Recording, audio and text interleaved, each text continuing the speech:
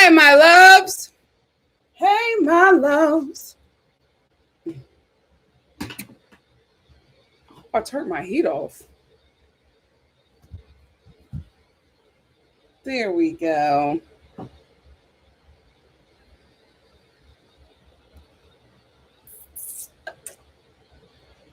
Hey, family. Black Lavender, please don't talk. Please don't talk to me about that man in that flashing light. I'm telling you, John and Christiana, I just, you can't get no more ghetto than that. What? I don't even know if it's ghetto. I don't know what it is, but I have never seen anything like this before with John and Christiana. This is just amazing. I just feel like with John and Christiana, for me, I'm like a new American just dropped. I haven't seen anything like this before. I'm so enamored, shocked, frightened. It's a lot. It's a lot with that couple. It's an absolute lot. Kill the lights and how are y'all doing? Hey, Marianne. Hey, Connie. XO Miss Sanchez said, Lacey and Shane can go. Brittany and Marcelino can go. Chevelle can stay with her Emmy acting and figure skating outfits. Andrea and Lamar can stay or go either way. I will say this. The cast showed up and showed out for the season finale. What's up, basically, Brittany? Hey, Stella. Nunya BB. Hey, girl, said this episode is, wait. Comments are going so fast. Nunya BB said this episode is long and almost done. But hey, Nikki. Hey, girl. Yeah. This was a long one, but I enjoyed every minute of it. This was a great season finale. This show put in work. I was very impressed. Hey, guys. Hey, Coos Girly. Hey, India. Hey, Marissa. Hey, Shay. Hey, Irene. Hey, Nicole. Oh, Chevelle earned this check. We will talk about that in the review. She earned this check. They showed out. Oh, Elizabeth, I actually didn't get a new TV yet. I had the interim TV. My sister had a TV. It's not a smart TV, but she had a TV and she was going to put it in storage because she got a smart TV. And thankfully, like a few days before she was about to put it in storage, she was just like, do you want my TV instead of me putting it in storage? And I was like, sure. Until I, get a smart TV, until, I'm gonna be real with y'all. Until my stimmy hits, I'm gonna stick with this TV. But I definitely need a smart TV. Like I've been so spoiled with my smart TV. I'm not comfortable with this. But it's doing what it needs to do. So, oh no, Marissa, we got to send up some prayers for Colorado. Marissa Simmons said, pray for Colorado. Worst snowstorm in 200 years headed our way. Yes, we will keep you guys in our prayers. Child, we got to get some politicians in office who take global warming seriously, because Gen Z, there won't be a future for you. Oh, wait, I'm not too far from Gen Z, so let me shut the hell up. Oh, God. Oh, hey, F. Usher, thank you for joining me again. Hot Mess Award goes to Sean. Another inmate dude really in Destiny for getting married, going to jail, and calling Sean for money. Destiny has no boundaries. There's no boundaries. There's no low too low for her. Yes, Black Lavender said, pulling up to the bank in a fur mink squirrel coat for my stimmy check. We about to show out. Are we going to stimulate this economy? Are we going to stimulate it? Are we paying bills? Probably not. Probably not, but we're going to stimulate the economy. We are going to stimulate the economy. Guys, what time is it? I'm going to get started a little early because this episode, we got 2 hours to get through. We got a lot to talk about. So let me get started. Hold on, let me make sure my notes transferred over, because you know how this thing be doing me. Love A. Yeah, that didn't transfer over. Hold on. All right, you know what I got to do? Turn it off and turn it back on in 20 seconds. Right? Well, I know some people who already got it.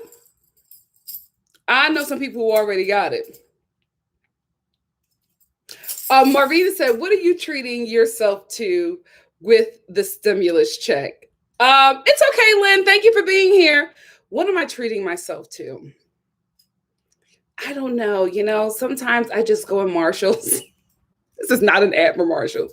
Marshall's and Home Goods. I'm going to be honest with you. Marshall and Home Goods are my happy place. So I don't know. I might just go in, to Marshall's, see what they have there, see if they, you know what? Let me stop lying. It's about to be Easter. I'm going to go to Marshall's and start looking at their Easter sets because they always put out a cute little Easter collection. And y'all know I love to cook. So I'm going to go and see what they have for what Marshall's and Home Goods have for Easter. May get a little pastel cookware collection. Oh, God, I'm such a woman. Anyway, come on in the room. Come on in the room. What have I have turned this song into like the Hokey Pokey. Nikki, come on in the room. There we go. Come on in the room. We got so much to talk about because Michael is still trash. Michael is still trash, and Sarah is going to do what? Go nowhere.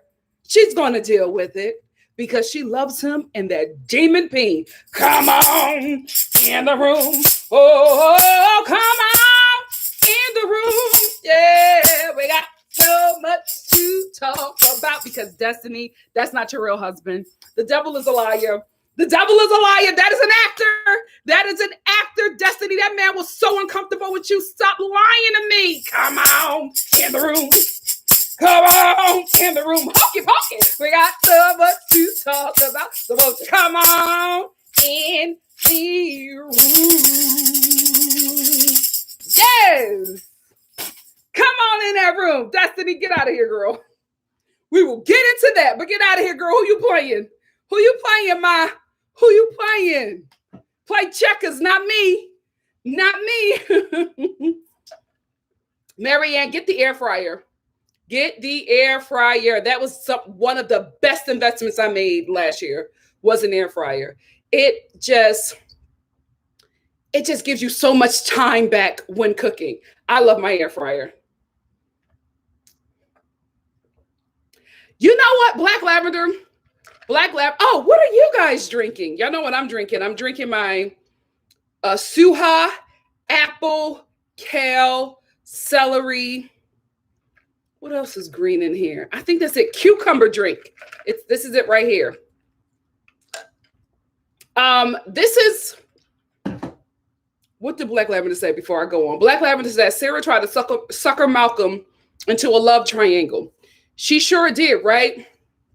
Malcolm, I think Malcolm was too busy trying to, the situation Sarah was trying to get him in, who would in real life would accept something like that, right? But I also think he didn't want to look like, to be honest, no weak man on TV. So he said no to the situation. Malcolm, who cares what people are going to think you look, wait. Are these the same color earrings? I don't know. Are these so? I think they're. Oh yeah, these are my gold earrings, girl. Anyway, because I thought I had on one silver and one gold. It is what it is. But I think he's too concerned about that image, and you need to be concerned about your coin, bro. If Sarah invited you to be in a love triangle for next season, do it. Because this show will never get rid of Sarah and Michael. They will be on every season. Dude, you're going to be on network TV, making network TV money. Do it. He's going to say, nah, I'm good. I get what you're saying for the streets. For reality, this is reality TV.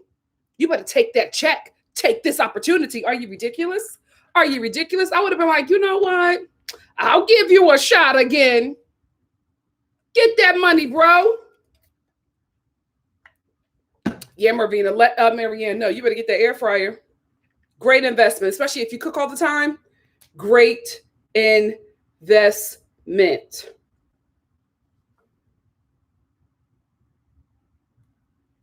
What's going on with my notes? Oh, here we go. Here we go. They're here now. Look at all these notes. Guys, we're going to be here a minute. 2 hours. We are going to be here a minute. That's why I'm getting started a little early. All right, fam. If you are new here, this is how I do my live reviews. I try to keep my live review under 30 minutes. I just give you all my notes, what I thought was interesting about the episode. I only acknowledge super chats because I was raised right. Or if you Cash App your girl or Venmo your girl, I will acknowledge that, but I will get right back on subject because we have so much to talk about. And then when I'm done with that, we will get into a discussion about the episode and the review and things that I have said. It's just an easier way for me to stay on track and for us to for me to be able to go over everything, and for you guys to also be able to comment and be involved in a conversation, as long as you know my full thoughts, right? Because I could stop after I said something and we can get into a discussion, but it's not my full thought, right? When I give you the full review, it's what I thought throughout the whole episode. And when you finally get to the conclusion of the journey that I went on watching this and the notes that I took from that, then we have the full discussion of what I thought about the episode. And then we can talk about that. It's great for me to not stop and start. It's better for you watching on the playback, and it's better for me because I can stay on track. So that's what we're going to do here. So for the next 30 minutes or so, I'm just going to give you my notes, and then we're going to get into the chit chatter. So damn it, hold on. So if you are just here for the review, beloveds, it starts right now.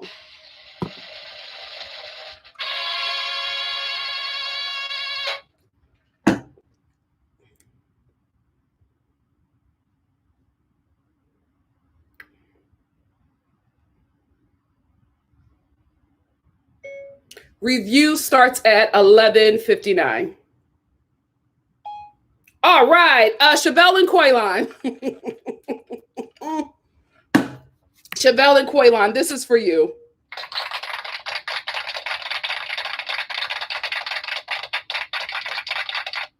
I'm so proud of you, Chevelle and Quaylon. I am so proud of you.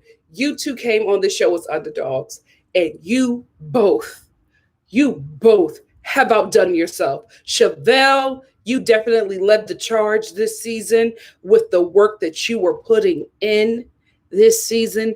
Quaylon, you were definitely a strong second, but Chevelle, you did the damn thing.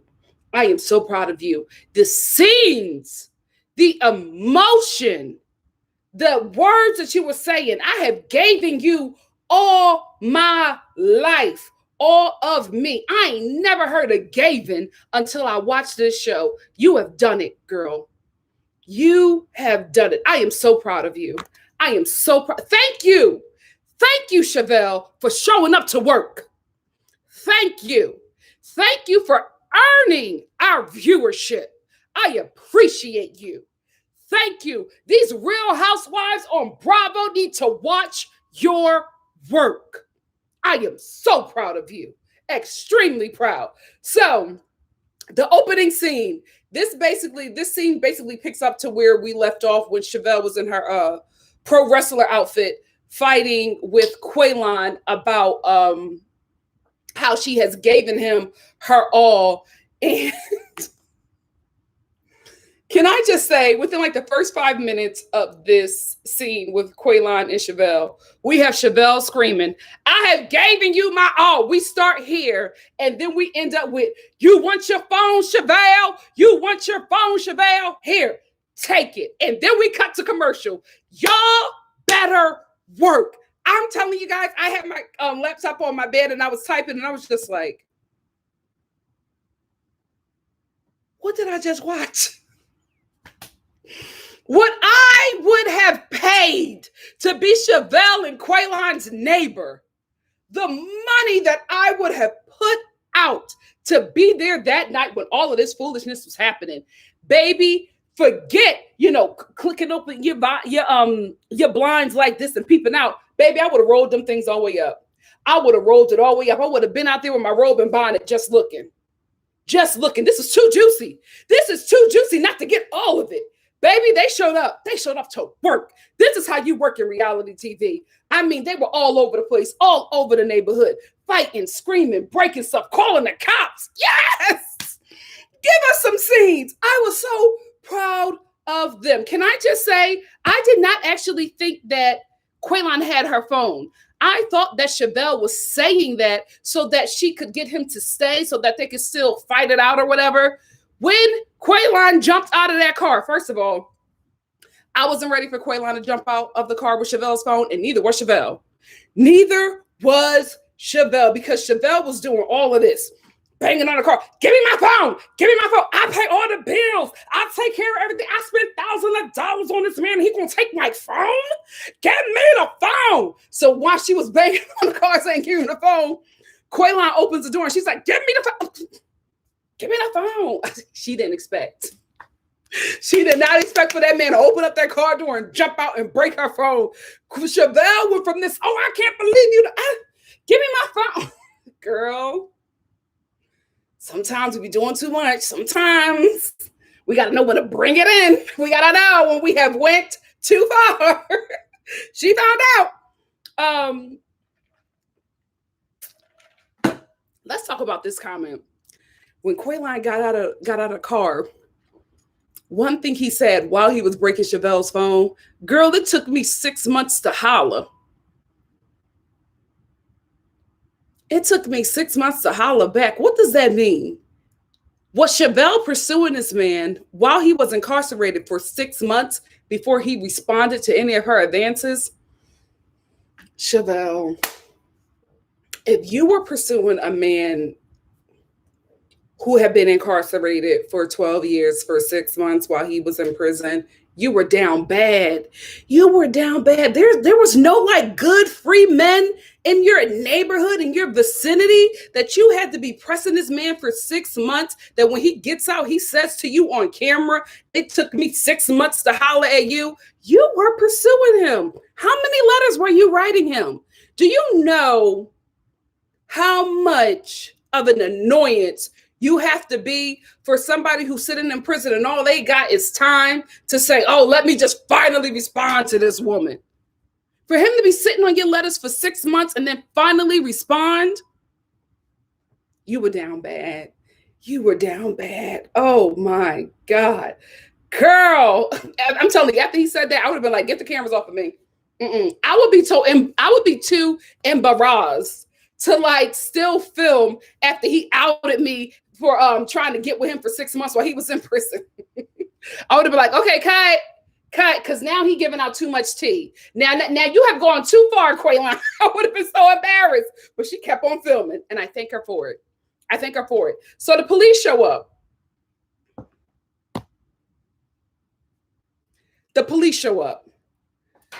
When they show up, I guess because one of the hating neighbors called, I was so mad. I was just like, why would y'all do that? Why would y'all call the cops to mess this scene up? So one of the hating neighbors, I think, called the cops. The cops show up, and one of the cops is just like, did he, break anything? Did he do anything to your phone?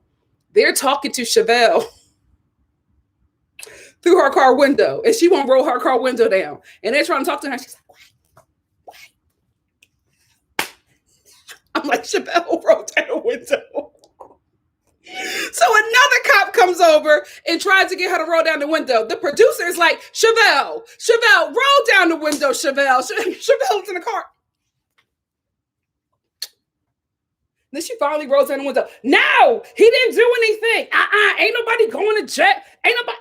Rolls her window back up, starts the car. It's two cops on her window and a producer. She starts the car, and the producer is screaming, Chevelle, do not drive off. Chevelle, do not drive off. Pay this woman whatever she wants next season. Pay her double what you were, pay her triple to what you are negotiating with her right now. She deserves every coin. This woman was willing, ready, and able to run over two police officers and a producer to give us a scene. Chevelle, you showed up to work. I'm watching this and I'm like, Chevelle, do you know what's two cops on your car window right now? If you stop that car, you're gonna run those cops over. Chevelle, are you aware? Are you aware, Chevelle? She started her car. The producer was like, Chevelle, do not start the car.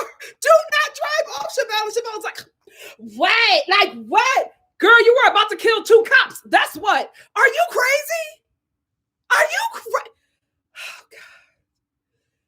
This casting is absolutely phenomenal. I'm so enamored. I'm so proud of this show. I mean, this is top-notch reality TV. Ain't nobody doing it like Love at the Lockup. You can't write this. You can't write that this woman was about to run over two police. You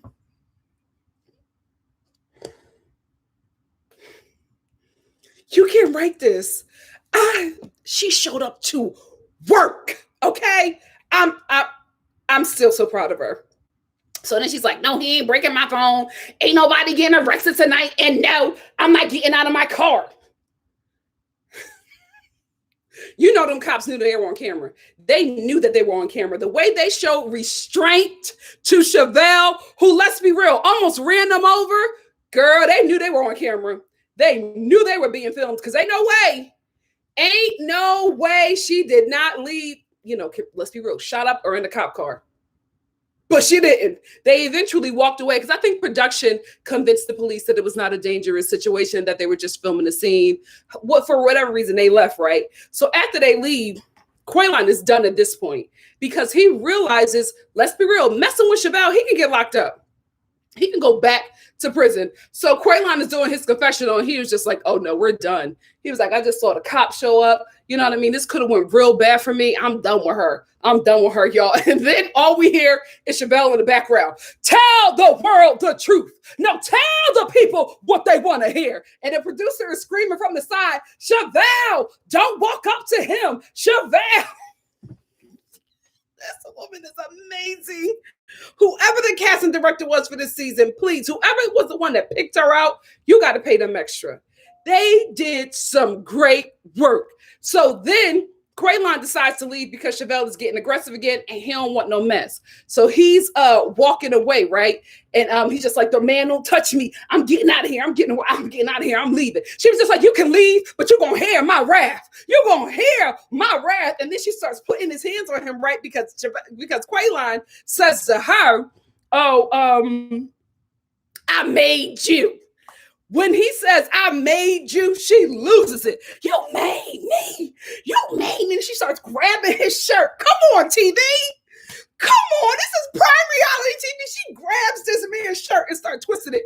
Quaylon is like, get her off of me. Get her off of me.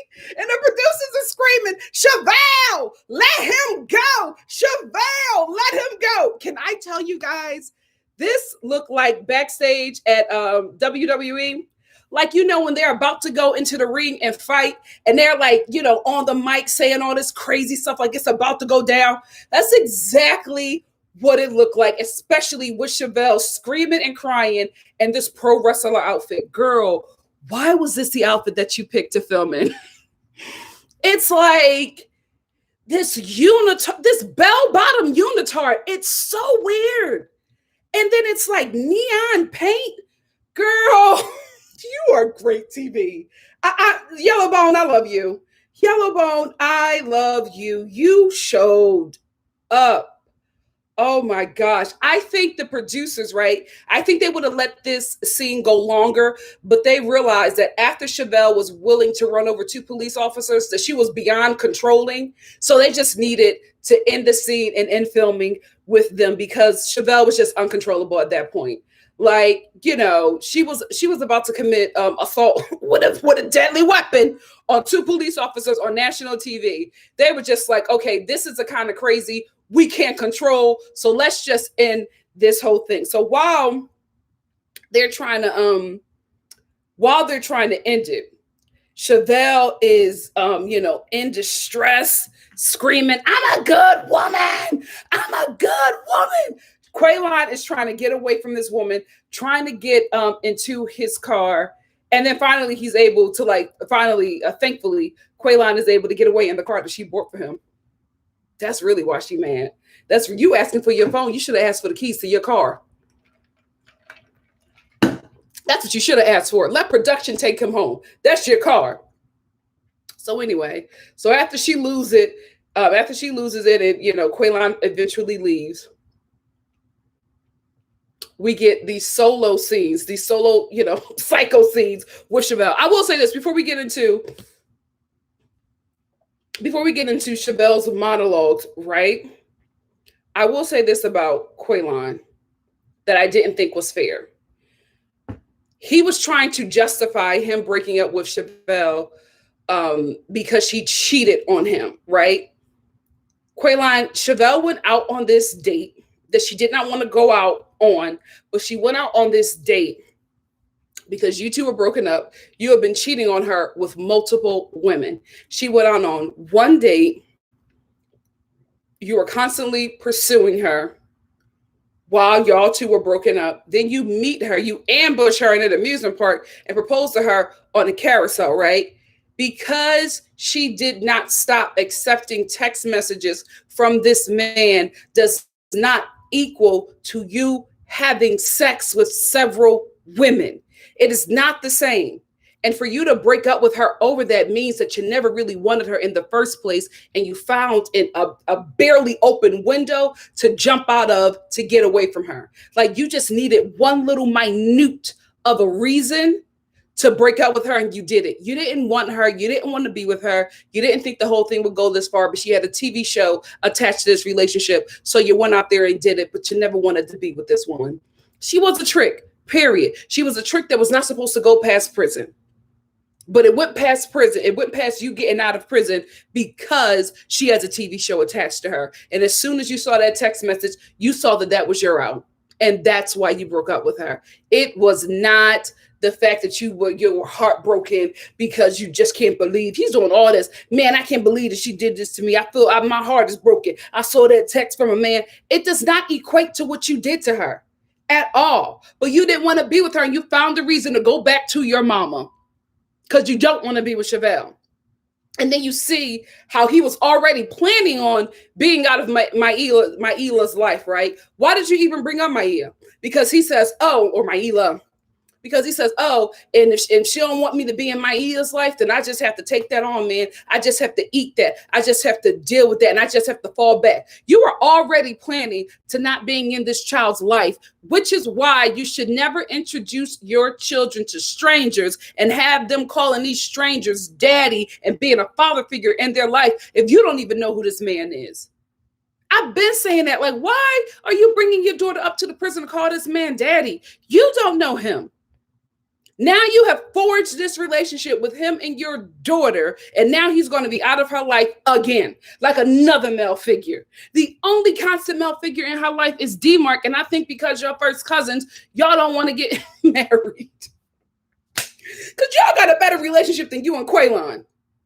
I'll give you D-Mark, okay? You know, and I know we Black, we don't do the marrying cousins things, but it works for the royal family, so why can't it work for Chevelle in Kansas? Oh, God, am I advocating for incest? Oh, we've hit a new low. We've hit a new low. But Chevelle, I don't know what's best for you. I really, really don't, because you just don't make the best decisions in men. You don't. Like, if you're at the point where your best option for a relationship is with your cousin, something wrong. Something is wrong, yellow bone. So anyway, Quaylon is out of the picture, and now Chevelle is walking around the neighborhood in the dark. Get this camera off of me. Get this camera off of me. Reaching for her mic, but she can't get to her mic because she's wearing a full unitard. So it's hard for her to reach the mic because there's no exit. And the unitard and the WWE Pro Wrestling unitard, she's reaching for the mic. Get this off of me. But it can't come off, girl. You're in a unitard. Or what is it? Not a unitard. What is it called? A cat suit. You're in a whole bell-bottom cat suit. There's no way this thing is coming out unless you're getting bucket naked on camera. Like me at my Zoom audition. Oh, God. So while, Chevelle is trying to get the mic off of her in her cat suit, her bell-bottom cat suit, she starts, this show was messy. This show is messy. She starts giving us these monologues, right? About how you shouldn't be with a man in prison and all of this stuff.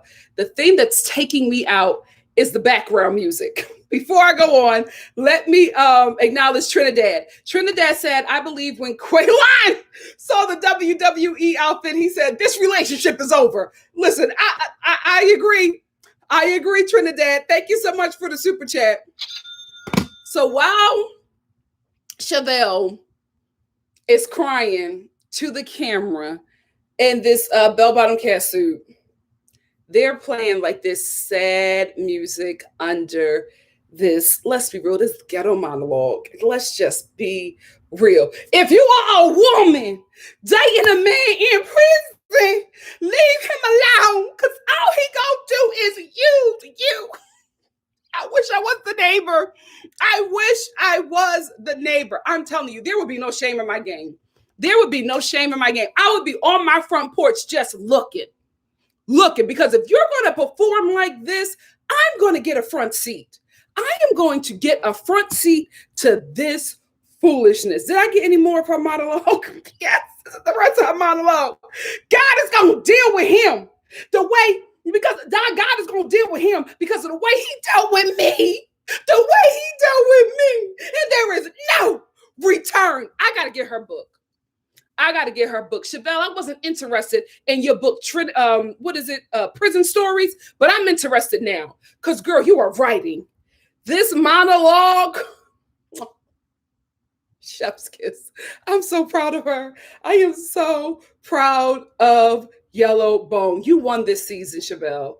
You won this season. So we get a follow-up. Chevelle and Quaylon are still broken up, but praise be to the Lord, they're speaking again. So you know what that means. We're going to get more of Chevelle and Quaylon next season. Won't he do it? Yes, he will. We got a super chat from Ordered Steps. Hey, Ordered Steps said, but he had the Shazam.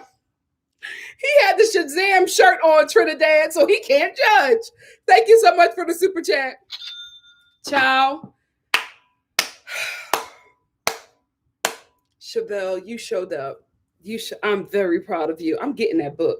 You know what? Let me order it right now. I'm not buying anything from Amazon because we're protesting this week. So I'm just going to Prison Stories. Prison Stories by Chevelle. That's the best I can do. Does she spell her name like shovel? Yeah, that's not how she spells her name. Is it Chevelle or shovel? Okay, I found it. Let me get this book. Because, girl, you sold me. I'm going to support you. I'm going to invest. I'm going to invest in your business because if you're going to show up to work like this, why not? You deserve. Let's get into the mess that is Destiny and Sean. Ciao, this couple. So we open up with Destiny. Guys, make sure you give your girl some likes when you come in the room. We got 286 in the room. Let's get to 286 likes.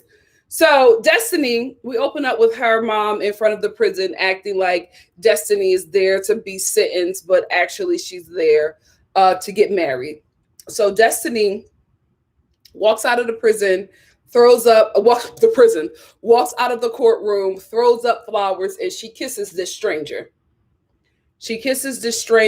Who is supposedly her new husband, Jason.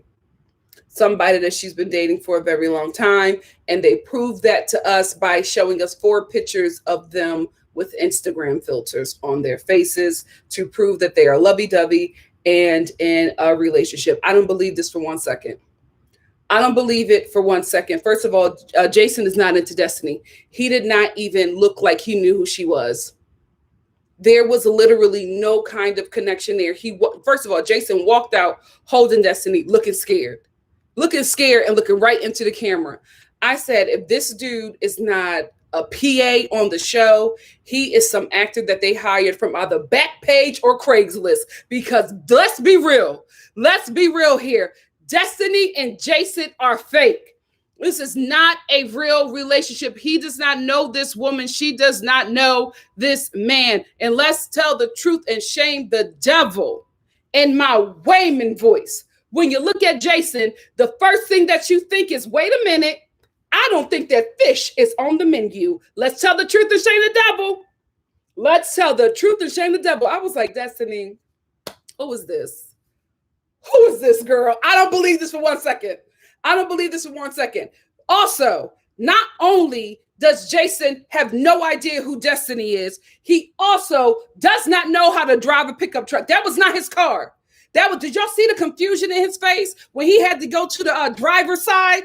He was like, oh, opening up the door. He trying to hop into this freaking car. He don't know. This ain't his car. I don't even think it was him that drove off. They just hired that man to film this scene. I don't believe it for 1 second. 1 second. I said, no, y'all can play checkers, but not me. Y'all can play checkers, but not me. This man is a stranger. Some actor that they hired off crazy. Get out of here. He was uncomfortable when he kissed her. When she kissed him, he was like, you think your husband gonna do that when he kisses you? He was so uncomfortable. So uncomfortable. How much did y'all pay him just to film this scene? Because it doesn't look like y'all paid him enough. Real unfamiliar with Destiny. Real unfamiliar with this pickup truck. Real unfamiliar with the cameras. This was set up. This is not real. So anyway, we follow up with Sean. He is standing outside. You know what? It's really weird with this show. I will say this. We always see, and maybe they just don't get, maybe they just save money by not actually paying to film in certain locations, because a lot of the scenes from this show is always, the cast member in some random parking lot hanging outside their car. It's always an outside of my car parking lot scene on Love After or Life After Lockup. Why don't you film them in locations? Like, we rarely get them filmed in a location. It's always in a parking lot, especially when it's showing. Anyway, they're filming with him, and Destiny happens to call him at this time. And we find out that Destiny is back in prison, and she is calling Sean to send her money. And he's like, no, I'm not going to send you money. And Destiny's just like, wow, you put me in a situation. You got me in a situation, and now you're not going to help me. You made me vulnerable. What is this?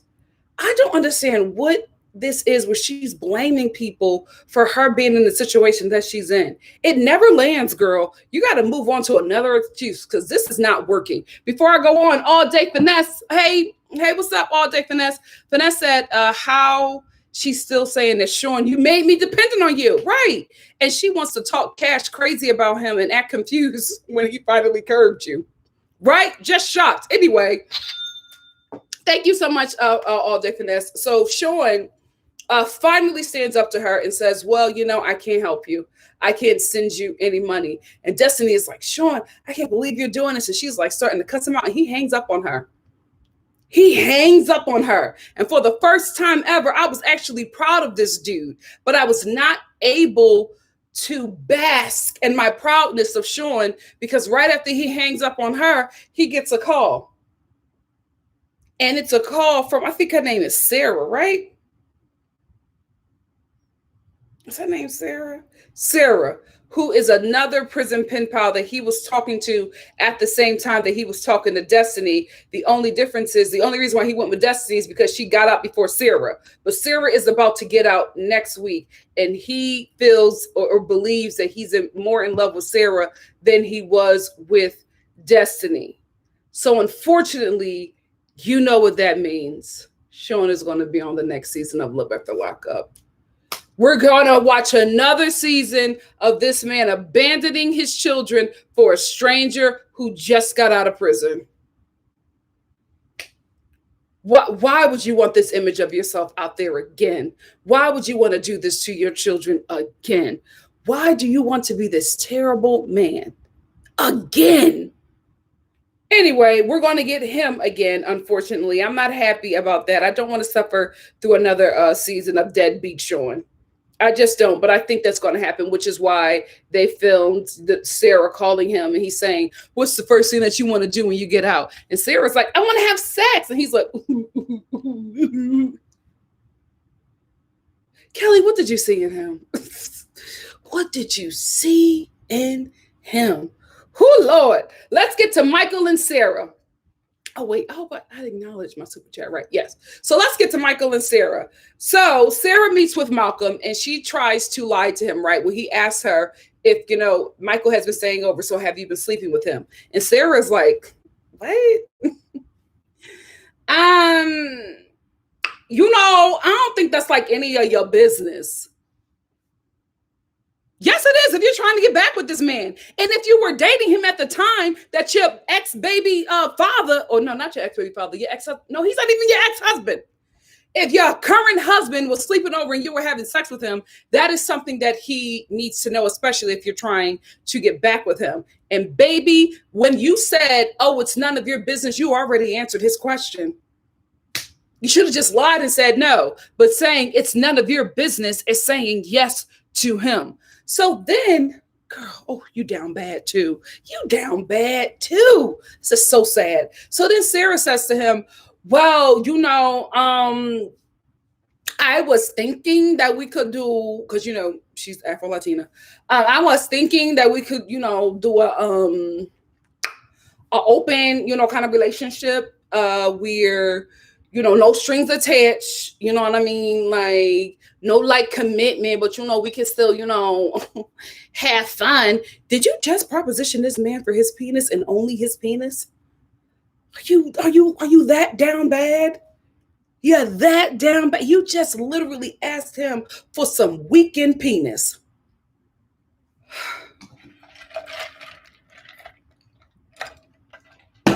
Sarah, you and Paige from Married at First Sight. Is it crack? Are y'all smoking crack? Are y'all smoking bleach? What is wrong with you? Malcolm was so embarrassed for her. He was like, nah, that situation not going to work out for me. He was like, nah, I'm good. I don't, I don't want to be a part of that. So we can just end this right here.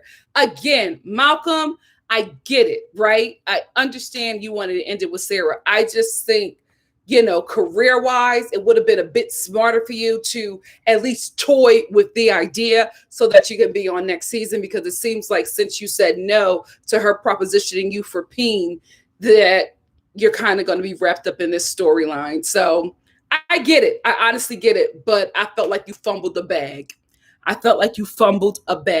Anyway, he says no. He's disgusted that she propositioned him for peen, and he leaves, and Malcolm is out of the story. Just down bad. Fishing for bi-weekly peen. And you said that on camera. Whoo, Lord. You know what would be so messed up? And let me tell you something. These producers are messy enough to make it happen. You know what would be so messed up? If Emmy, who thinks that Malcolm is such a great man, ends up with Malcolm. I wouldn't put it past this show.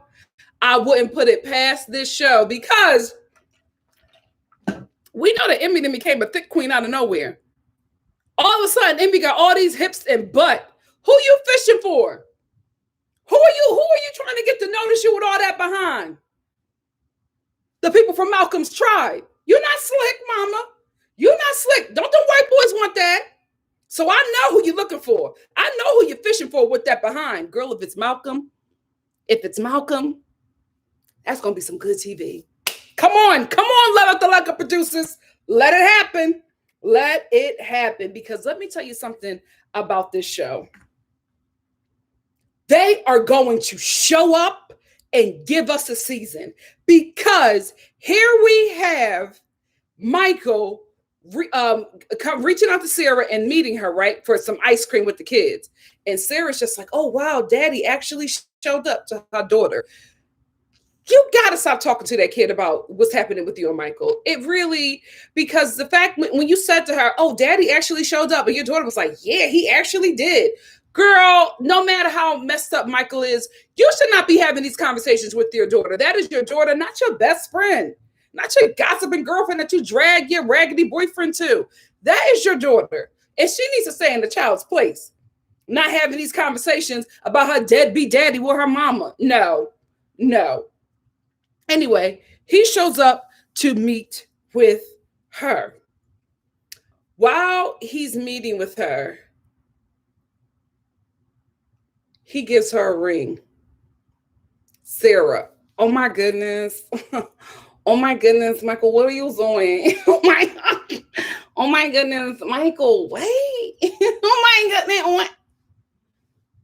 Michael, I wanna do it over again. I wanna remarry you. I want this to work out. Oh my God, wait, you want to remarry me? What, are you serious? She has no idea that right before he hopped in his car to come see her, he was giving his demonic peen to that sister that worked at Jiffy Lube with that dry ombre matted weave. That's what he was doing right before he drove down here to give you this ring. Rub it up on her behind in them biker shorts. First of all, where did Michael find this WNBA player? This former WNBA player. Where did he find her? This show. Because the way she was like, I mean, I know Michael was leaning and sitting down on the car, but I'm like, there is a definite height dynamic here. That there's a huge difference. The way she was like, wait, where's my teddy bear? He's too far. He's too far. No, I'm gonna get my teddy bear because I have to show you this. I was very shocked. I was like, how tall is this woman? Come on, baby. It's time to perform again. You on mommy's show. Hey, I'm back. My armor bearer. So Michael is leaning on the car, right? And he's like, at least comes to right here to her. And he's talking to her, and he's like, yeah, I gotta go. I gotta get away. She's like, really? Mm-hmm. What you gonna do? The hands were excessively larger on his body. I'm like, what is the height difference here? What is the body mass difference here? Is it an angle? Because he looked significantly smaller than her. And she is like taking his chin to give him a kiss. And the way she pulled his head up, he's like, I'm like, what's going on here? Where did y'all find her? Where did y'all find this ex-WNBA player who now works at Jiffy Lube? Where did y'all find her? Anyway, so she was like taking his kisses right before Michael hopped in his car to propose to Sarah. So Sarah has no idea that any of this is happening, right? So then she says to Michael, or in her confessional, she says, I'm not, saying yes to Michael's proposal yet because, I don't know about Michael. I don't know about Michael. Let me tell you something. I gave up that I gave up that idea that maybe Emmy and Malcolm are going to get together or that they could probably happen and that the producers could make this happen, right? The only reason why I did that is because I know this show knows no bounds. How do I know that this show knows no bounds? They are going to give us a Michael and Sarah wedding next season. Let me tell you something. The devil works hard, but the Love After Lockup producers work harder. That is the only reason why this man is giving her this ring is because they're going to try to give us a Sarah and Michael wedding, and it is going to be a whole nightmare, a hot mess of a wedding. They know they have ratings gold with this foolishness. Baby, we all gonna be there. Oh, I will be reviewing that wedding. Give them their own special. I would love a Megan and Megan, child. Let her show up. A Michael and Sarah wedding special. Give them their own little spin-off wedding series because, baby, I know there's a lot of content in that mess. Before I go on, hey, Lynn Williams, thank you for giving your girl a super chat. She says Sarah needs to get baptized because that double D got her so... Oh, it got her messed up. It got her messed up. And that ex-WNBA player, it got her too. It got her too. The way she was grabbing at him, I was like, are y'all going to have sex right now on the car? Because she didn't want him to leave. So she done already got that demon penis. She was already being turned out. Thank you for the super chat, sis. So I wouldn't put it past these producers. I would not put it past them. These producers are going to give us a Megan Child, a Michael and Sarah wedding next season. I'll be there. So anyway, In the follow-up of Michael and Sarah, we see that when Michael gets into the car, who calls him right away? Maria. And then in the follow-up, we see that Michael never returned back to Sarah after he gave her the ring, and that he is currently in Miami with Sarah. We know outside of this season that Michael has been arrested for child endangerment, and I think one of the children is Maria's grandchild. So I don't know how that's going to play out on this season, but I do know that I will be there to see it go down. I will be there to see it go down. A Michael and Sarah wedding. Oh, I'm ready. I'm ready. I'm ready for that bachelor party that they're going to give him. I'm ready for the fighting that's going to take place in the church. I'm ready for all of Michael's women to show up as soon as the pastor says, is there anyone who believes that these two should not be married? I'm ready for all of them women to stand up and say, we believe that they shouldn't be married because we're all pregnant. I'm ready. I am ready for this foolishness. Anyway, let's get to Andrea and Lamar. Speaking of foolishness. So Andrea takes us all on a trip to Ghana with her birthday theme. This was really cute. I really thought that the whole setup was really cute with the birthday and Andrea sharing her heritage. I was also here for Andrea. Unfortunately, I won't say unfortunately, shockingly enough, I was here for her in this episode for getting her little frumpy friend together. Listen, that lady is far too frumpy to have so much to say about other people's situation. Ma'am, you can't look like this and have an opinion on everybody's life. And like this, I mean, you always come on camera with this walk of shame eyeshadow. It's a mess, right? The makeup is a mess. You are always on here with these Humpty Dumpty mom jeans and these art teachers, but these let's be real, these 1980s art teacher shirts, and you always got something to say about somebody. Ma'am, you can only have this kind of commentary if you know that you're the baddest thing walking. But you're not, girl. You're not. You got something to say about somebody not having a double oven. You got something to say about Andrea not wearing her Mormon Holy Ghost panties. You just got commentary on a lot of stuff, and you need to work on the woman in the mirror. Far too opinionated, and you don't have everything together. So anyway, she starts coming at Andrea about how she's just not the perfect Mormon or whatever. And Andrea is just like, I'm the best that I can be at this Mormon stuff, right? Like I'm doing the best that I can where I'm at. And then she says to her, let me get my language correct, because she's so worried about her underwear. So Andrea says to her, while she's talking about her Holy Ghost Mormon panties, she says to her, Andrea, so how many families have you given groceries to this year alone? And the friend, wait a minute, because of COVID, I have not been able to deliver groceries to anybody. Then Andrea is just like, because this is what, before I even get into what Andrea said, I want to say this. So COVID prevented you from delivering groceries to a family in need, but COVID didn't prevent you from hopping your frumpy behind on a plane to LA to come here and vacation and film on the TV show. But it stopped you from giving groceries to a family in need. You're full of it. You're full of it. You're a judgmental hater, and you don't have the space to do that. So anyway, Andrea says to her, oh, really? Because COVID ain't got nothing on my Holy Ghost.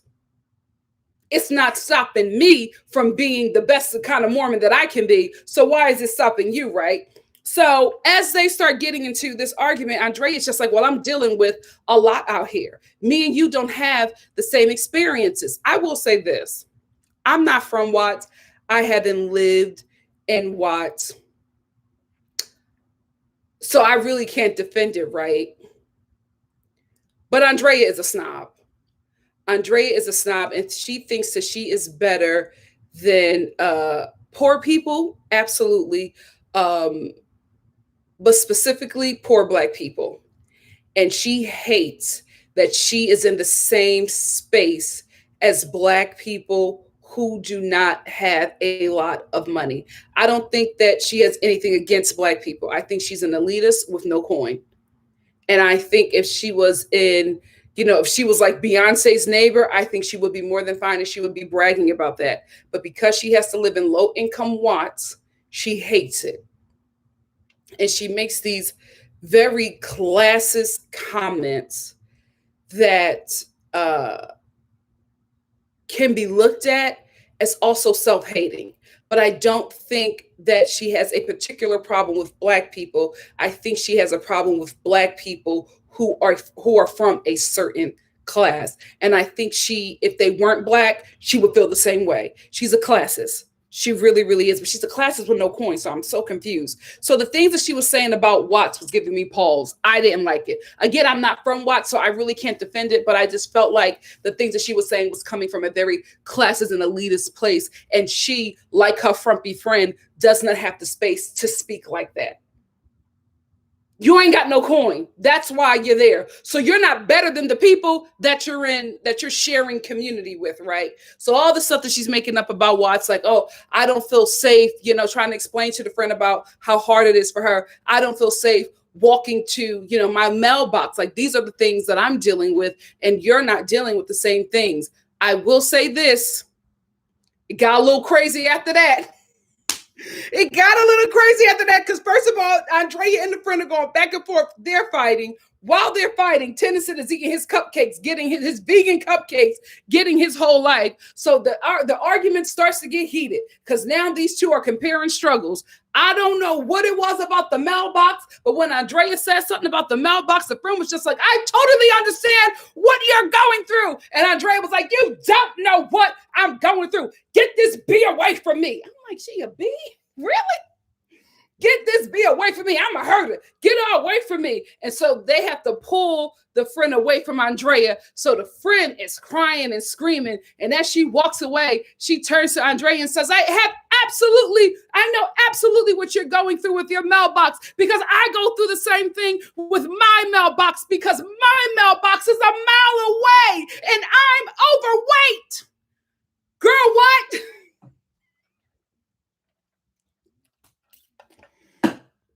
So you compare Andrea being afraid of gang violence while she's getting the mail to you being overweight and walking to your mailbox. The show is great. The show is great. Oh my God. From COVID ain't got nothing on the Holy Ghost to I know what you're going through because my mailbox is a mile away and I'm overweight. Ma'am, what? Why did you expose yourself like that? I was dying. I was dying. Oh, her specific words were, I'm out of shape and my mailbox is a mile away. And then she added on to it. Because remember when she was in the bathroom crying, she was also like, my mailbox is dangerous too. Because every time I go to my mailbox, I'm almost about to get ran over because of the road. Girl.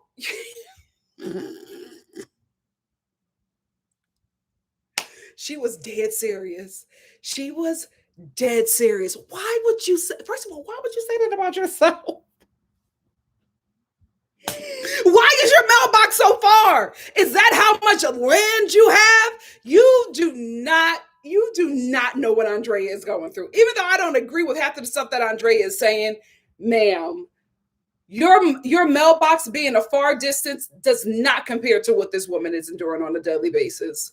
I will say, the Black Mormon friend with those rainbow braids, you messy. Because you got this whole thing going. If you've noticed, guys, she is always the one bringing back a bone. You are messy. And then to try to be the one to try to make them make up when you started this whole mess, she goes in and gets her friend who's complaining about, her mailbox being far and in a dangerous location because of the road, because she's almost about to get ran over. If she's not about to have a heart attack from walking to the mailbox, she's about to get ran over by the truck drivers driving by the mailbox. Ciao. So she comforts her and gets her to come back out to talk to Andrea, and Andrea is sitting there mad. And a friend, the frumpy friend tries to make up with her, and she's like, I'm just really, really sorry. And Andrea is just like, okay. Mm-hmm. Well, whatever. Girl, I would have took my apology back. I would have been like, oh, so is this the energy that you're giving me? Fine. I take my apology back. We're not friends. Whatever. I'll get back on the plane to Utah and go deal with my dangerous mailbox situation. So she asked if she could hug Andrea, and Andrea's just like, yeah, you can hug me, but I'm not hugging you back. And the friend is crying. She's just like, okay, I understand. And I consider this a privilege. Where y'all get these people from, man? Where do y'all get these people from? Because I'm still stuck on my mailbox is a mile away and I'm out of shape. Why did you say that? Why did you say that? And why did you think that compares? Y'all, out of touch in Utah. I fear for my life because my mailbox is a mile away and I'm out of shape.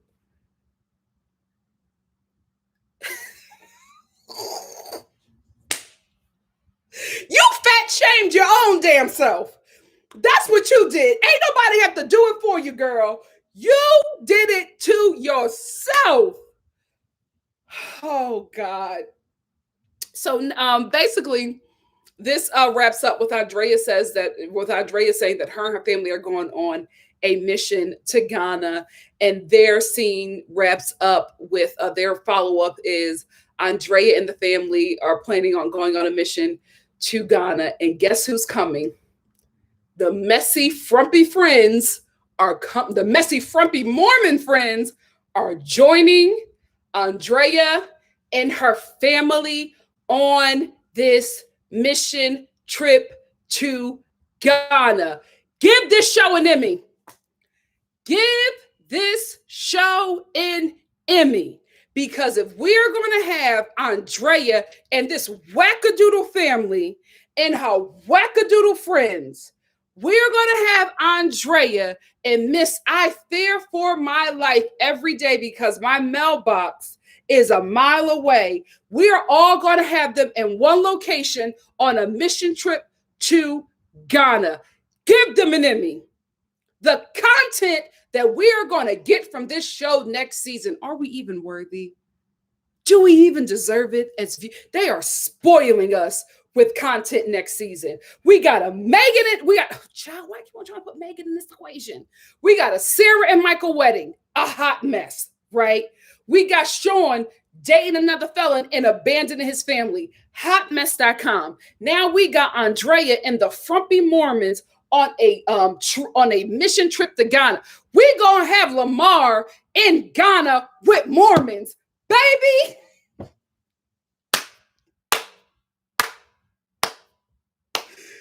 This show is amazing. I am so happy that I'm watching this show. This is what you want as a viewer. Make me want to come back. This is how you get me back. I am just bravo.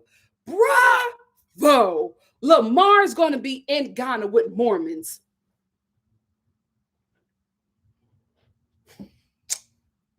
We're going to have the world's nicest crip fighting with Mormons in Ghana. Mwah! Mwah! Give these producers an Emmy. Give them an Emmy. Brittany and Marcelino. Speaking of Emmys. Brittany. From here on out, I hope you choose your marriage first. because Marcelino was on the break or on the brink of leaving you because he is sick of your mother and her aunts. He's sick of your whole damn family. But I don't think that he feels comfortable enough with telling you that because he don't want to hurt your feelings. But your family is a lot. And you have put a lot on this man and also given him 3 children within a year.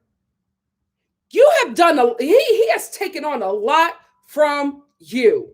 Put your marriage first. You have to. Because I feel like if you don't, you're going to lose probably one of the best things that's happened to you, which is Marcelino.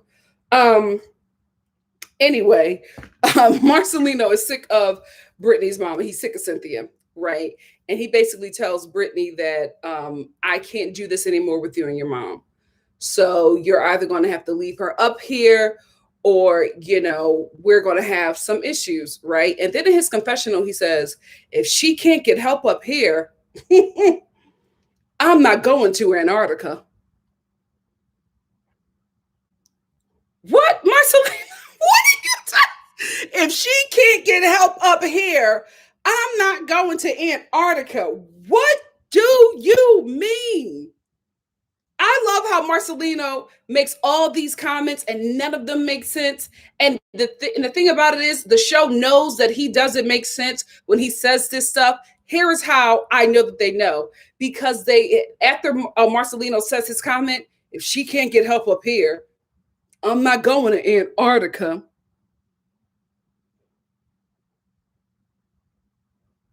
That silence that they leave after he makes those statements before we goes to another scene lets me know that they are clowning this man, clowning him, because what are you talking about, bro? What are you talking about? But the thing about it is, he swear he be dropping gems. It reminds me of that clip, and I talked about it earlier in my Royal Rumble Live. Go watch that. We had a great time. But it reminds me of that clip from Kelly Osbourne. Who's going to clean your toilets, Donald Trump? Like when you think you done said something and you really said some bull. That's our boy Marcelino, but I love the way that he loves and cares for Brittany. I will say this, I've heard a lot of things on this show. The thing that shocked me out of everything that I've heard on this show is Brittany's mother sitting in this counseling session and telling the counselor, listen, I gotta say, I love my pills. I said, wait a minute, man, what did you say? I love my pills. Oh, wow. We are just out in the open with it. I don't know. It just really, I don't know. Because you see everybody else like denying or, having a little bit of shame. The mother was like, oh, I love my opioid pills. I must say, I love my pills. Oh, okay. Brittany wasn't even expecting that. Brittany was like,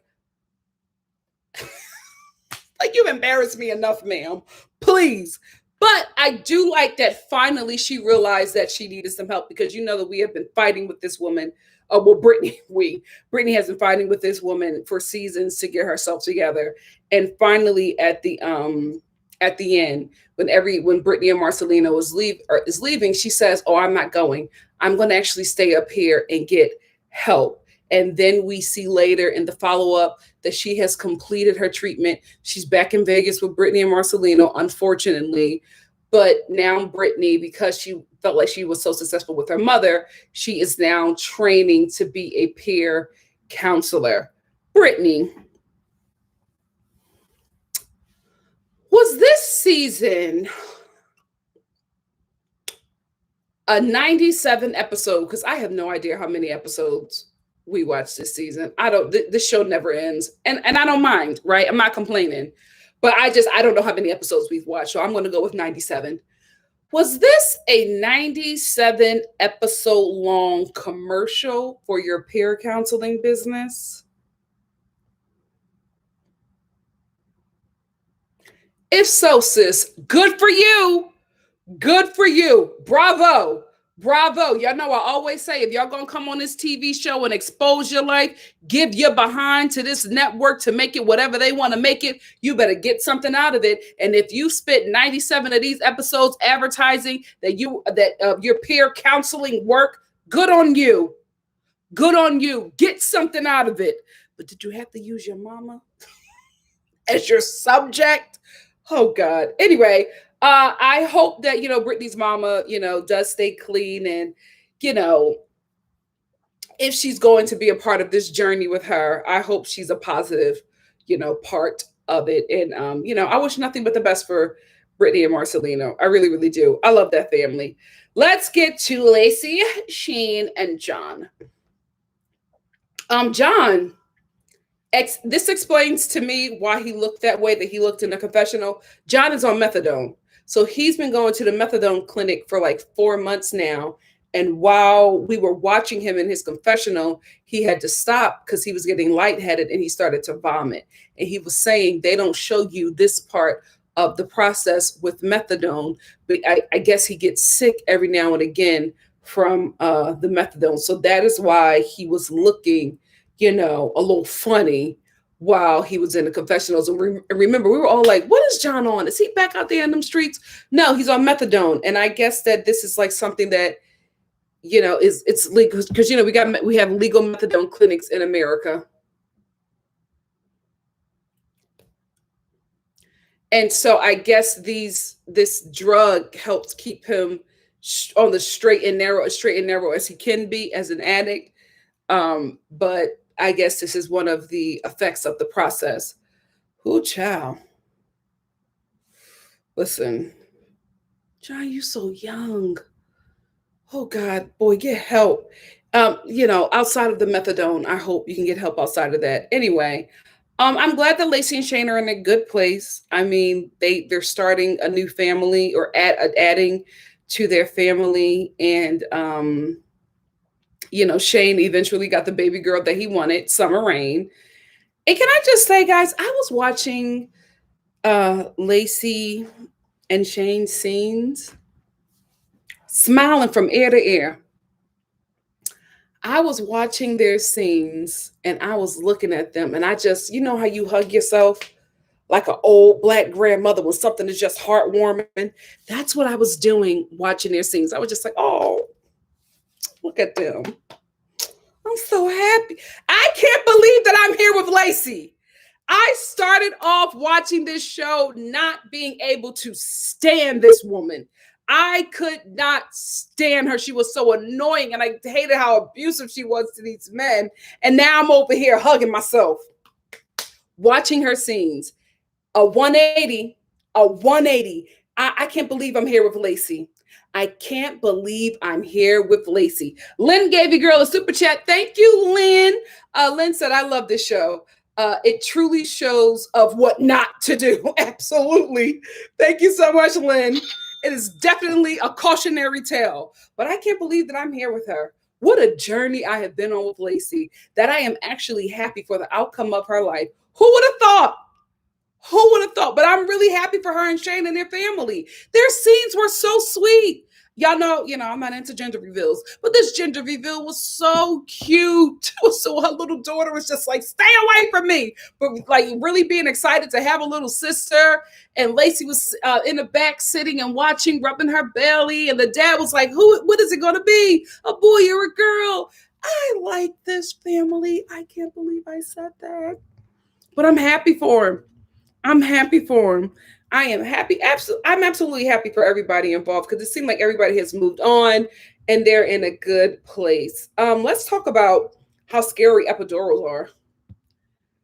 This whole scene with Lacey and her doctors being afraid, like she had a headache. They were afraid that they had to put her on bed rest because they thought that an air bubble from her spine, where the epidural was going to explode in her brain. Epidurals are not the safest way to get around the pain of childbirth. There has to be an easier way. There has to be an easier and another way to at least dull some of the pain from childbirth. Epidurals can't be the only answer. There has to be another way, because I'm like, what? First of all, not only are you getting numbing meds shot into your spine, there is such a high risk for something to go wrong where you could either leave the situation paralyzed or you could have a freaking air bubble burst in any part of your body, if not your spine, your chest, your head. There has to be a safer way. If men could carry babies, we would have so many different ways of nulling the pain in childbirth. Epidurals can't be like the be all, the end all be all. There has to be another way. I did see something where this lady was on laughing gas while giving birth. I don't know if that's safe. I don't know if that's something that everybody that's really common, but I'm interested in it. I'm interested in it. Let's talk about congrats to Lacey and Shane. I'm glad that you guys are in a good place. And congrats to you and Summer Rain, who looks just like her daddy. Oh, that is Shane's baby. She looked just like her daddy. Cute baby. Let's go on to John. So John has fully moved on from Lacey. He wrote her a letter, a 2-sentence letter. Dude, leave it alone. So, but he has fully moved on from Lacey, and now we see him go out on a date with basically a girl that is Lacey if she was a woman of color. I said, oh, this is what? Spanish Lacey, like woman of color Lacey. She has her same voice as soon as she sat down. Hi, are you John? I said, oh, this is Lacey 2.0. Just Lacey as a woman of color. I will say this, no shade, no judgment. Was she on methadone as well? Because wasn't she a little off? The crooked eyelashes, the matted weave, you know, she was like shaking a bit at dinner. So I'm like, are you okay? John, I hope this isn't another addict. I just think that you being on methadone and you dating somebody who's on methadone or probably something else, I just don't think that's a good fit for you. So I'm hoping that a woman of color Lacey is just ditzy and not on drugs. It seems to be working out though, because they are still together. We saw in the follow-up that they are still together. I also think this is probably the end of Shane, Lacey, and John, because it seems to be that they all have wrapped up in a good place. So I don't know if we'll be seeing them again, which I'm fine with it.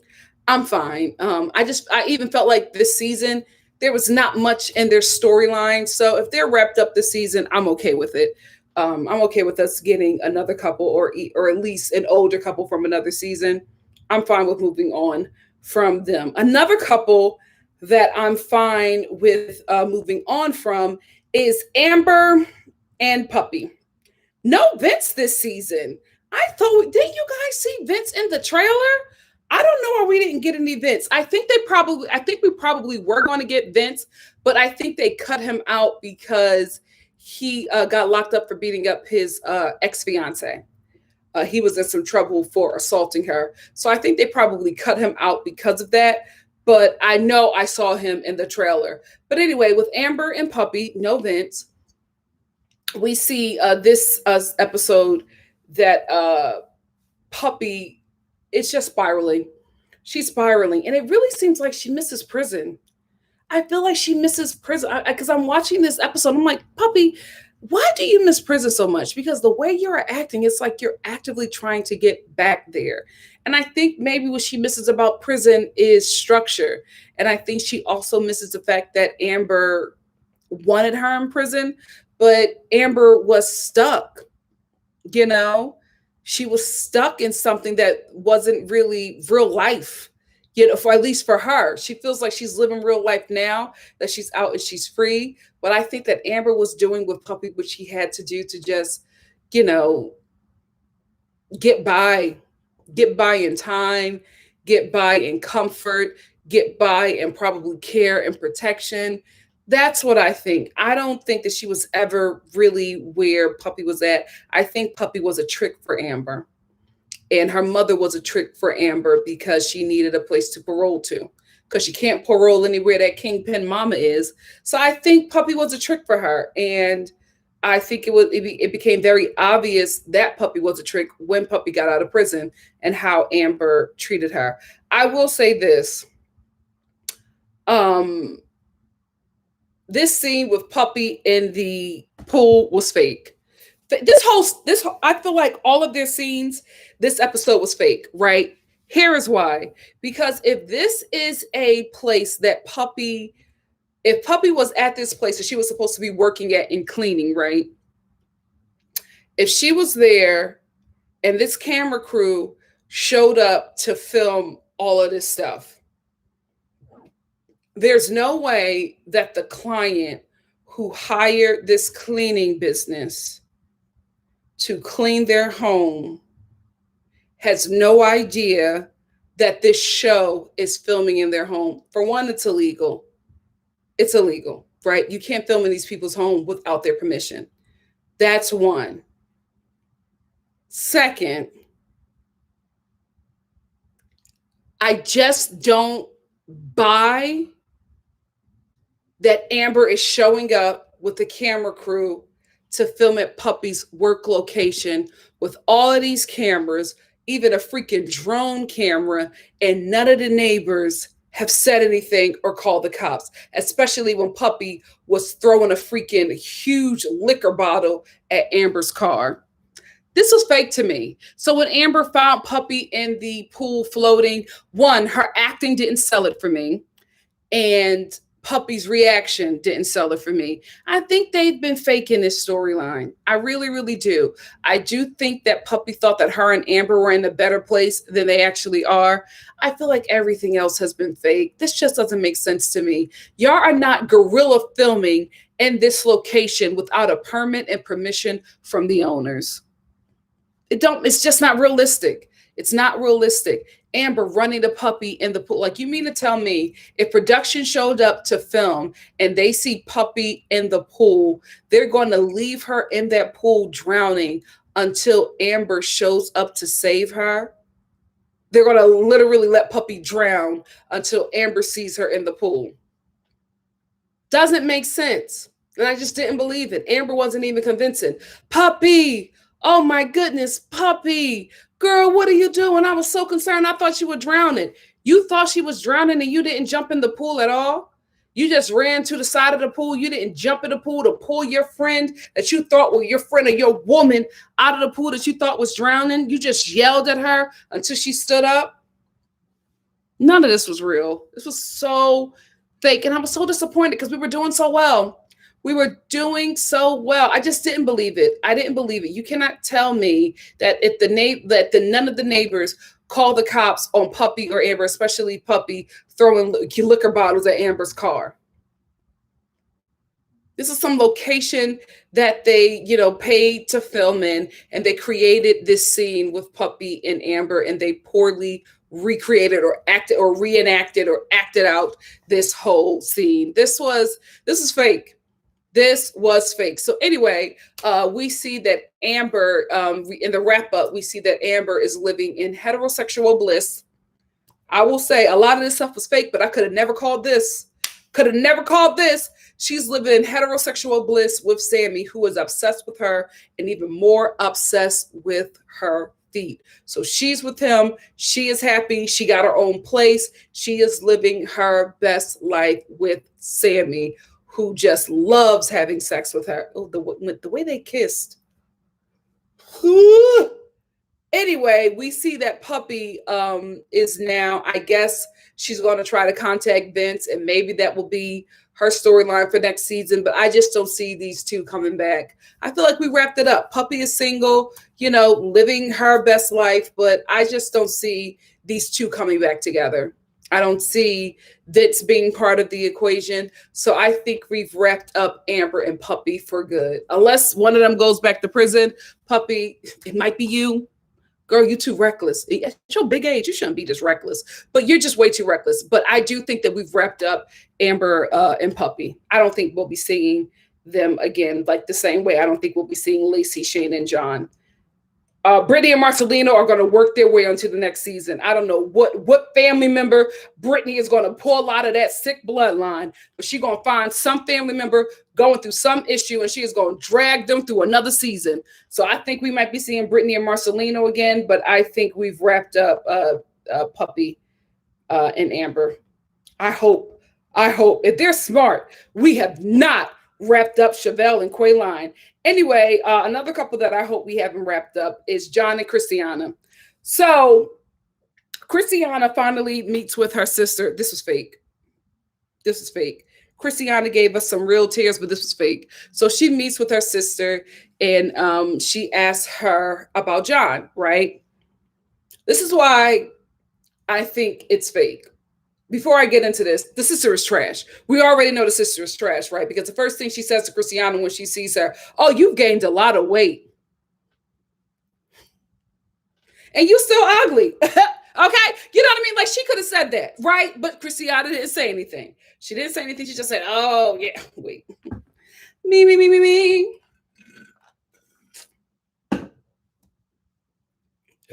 Oh, yeah.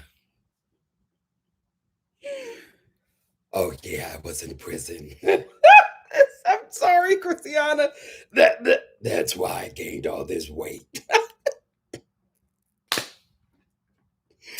Girl, I'm sorry. So anyway, Christiana says to her sister, are you clean? And her sister goes, well, right now I am, but I can't say that I've been clean the whole time. Okay, listen, that's your fault. I am so sick of this woman using her addiction to guilt trip people into treating her a certain way. If you want to go out there and start doing meth to try to make somebody feel bad for you, use a damn fool.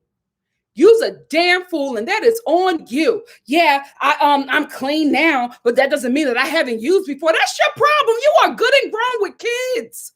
You are good and grown with kids. That is on you. You are willingly making this decision to use drugs so that people can feel sorry for you. That's a you problem. That's a you problem. She keeps on trying to throw this addiction out there to get people to do what she wants them to do. Oh, baby. You got the right one to play that with. You got the right one. I can't believe that woman. Like, why would you be so reckless and careless with your life anyway? To like, oh, if you don't do this, I'm going to go use drugs. Oh, okay. I mean, what you want me to say? Oh, no, stop. No, that's what you want to do. You've made that choice. Go right ahead. Not my problem, not my fault. Grown woman with kids, and this is how you're going through our life. Oh, God. CPS is full. I mean, y'all got these people working overtime from this show alone. Anyway, so Christiana asked her little manipulative sister if she has, if she has been getting close with John, right? And so the sister says, well, me and John have gotten really close. I mean, I know how he likes his eggs. I know his day-to-day routine. I know everything about him. I would have had that hoe in a headlock. Like, I'm sorry. You gonna tell me to my face about my husband? Oh, I know how he likes his eggs. I know his day-to-day routine. I know everything that he likes. Oh, you do? Okay. Well, I know how to kill a hoe with my bare hands. Yeah, I could do it in one shot. Since you know everything, let me tell you what I know about death. Girl, I couldn't believe, Christiana, you were so like cool with this chick. And I know you slept with her baby father. I'm not defending you either. But you were just a little too chill for me when this woman was telling you about your husband. Y'all got the right ones. Y'all be having the right ones for this mess. So Christiana starts crying. I'm mad at her about that because you never let a hoe know that she got you. You never let her know your weakness. So she starts crying, right? And so while she's crying, while Christiana's heart is breaking, her sister says, "I'm sorry, but I know John better than you. And you know what? This is your fault because you wanted me there. Christiana, I know this is your sister. If you don't want to choke her out, where's your mace? A nice little mace to at least one eye, maybe the left eye, could have at least, got her together and let her know you are nobody to mess with. Because the way she was talking to you was out of line. Out of line about your husband. You were far too chill, sis. Far too chill. Christiana's just sitting there. What did he do? Why are you crying? You should have took out your mace. At least got one eye because that's your sister. You don't want to, mace both of her eyes. I get it. Y'all family. Just mace one. Mace one eye. Why are you letting her disrespect you like that? Child, I get. Maybe she's feeling remorse because she's just like, maybe, I deserve it because I slept with her baby father in front of her while she was sleeping. Like when a sister was like, yeah, she slept with my baby father. You know what I mean? I was like literally sitting on the couch, sleep, and they had sex on the floor. I will say the scenario, the way she was talking about how Christiana cheated, how Christiana slept with her baby father, boyfriend, or whatever, it was giving me the scenario she was saying, it was giving me a little crack house, right? So I'm gonna say this. What Christiana did was wrong, right? Little sister, it's absolutely wrong. Were y'all all high? Not saying that it's an excuse, but if y'all was out of y'all mind doing some, drugs that like rot your brain and your teeth within 24 hours, maybe don't really hold the grudge for that long. You know what I mean? If y'all were all on meth, not saying it's an excuse, but I'm like, it kind of is an excuse. I don't know. Child, I don't know. I just feel like if were y'all high when this happened, you probably, slept with somebody else there too. You probably cheated on the man too. You ain't know. Who knows what was going on in that home when y'all were in that state of highness? You could let it go. If it was like a, meth house sexual thing, you can overlook that, I feel like. But, I ain't never been on meth, so I don't know. But I'm just like, girl, was it a meth little cheatation? Is it that serious when you on meth? I don't know. But anyway, so because the sister has no remorse, right? Christiana finally gets upset with her enough and smacks her. This was fake.